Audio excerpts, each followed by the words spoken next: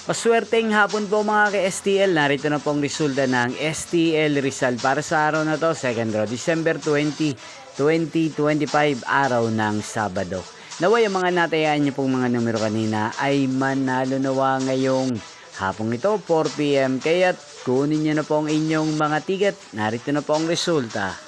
Ang mga numerong nanalo sa STL Rizal ngayong hapong ito, December 20, 2025, 4 p.m. Second draw result 29 at 18 in exact order.